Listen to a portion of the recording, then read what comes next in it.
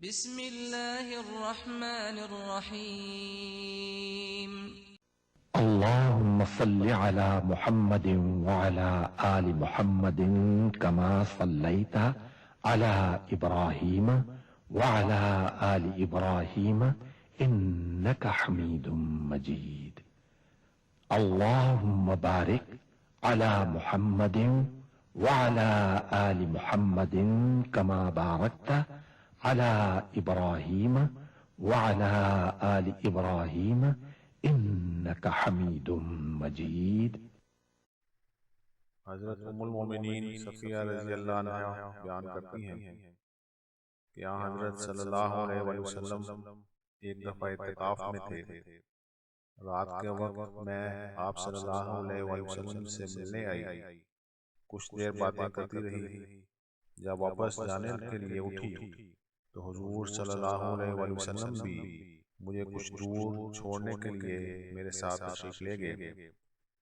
ہم دونوں جا رہے تھے کہ پاس سے دو انصاری گزرے۔ جب انہوں نے حضرت صلی اللہ علیہ وآلہ وسلم کو دیکھا تو تیزی سے آگے نکل گئے۔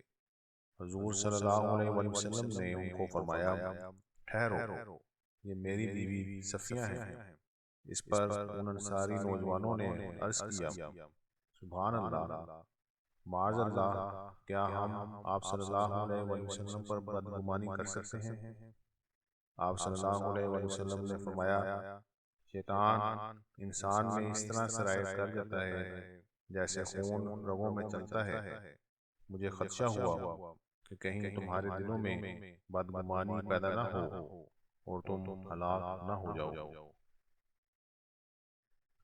حضرت عائشہ رضی اللہ عنہ بیان کرتی ہیں کہ حضرت صلی اللہ علیہ وآلہ وسلم نے کبھی کسی کو نہیں مارا، نہ کسی عورت کو، نہ خادم کو۔ البتہ اللہ تعالیٰ کے راستے میں آپ صلی اللہ علیہ وآلہ وسلم نے خوب جہاد کیا۔ آپ کو جب کبھی کسی نے تکلیف پہنچائی تو بھی آپ صلی اللہ علیہ وآلہ وسلم نے کبھی اس سے انتقام نہیں لیا۔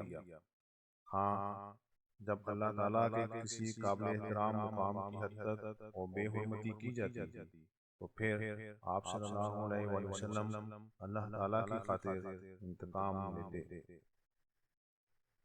حضرت عائشہ رضی اللہ عنہ بیان کرتی ہیں کہ حضرت صلی اللہ علیہ وآلہ وسلم کو جب بھی دو باتوں میں سے کسی ایک کے انتخاب کا اختیار دیا گیا تو آپ صلی اللہ علیہ وآلہ وسلم نے ان میں سے جو آسان ہو اسے اختیار کیا، لیکن اگر وہ بات گناہ کی ہوتی تو پھر آپ صلی اللہ علیہ وآلہ وسلم سب سے زیادہ اس سے دور رہنے والے ہوتے، یعنی گناہ کی بات کہ آپ صلی اللہ علیہ وآلہ وسلم قریب بھی نہ جاتے، خواہ وہ کتنی ہی آسان اور فائدہ مند نظر آتی۔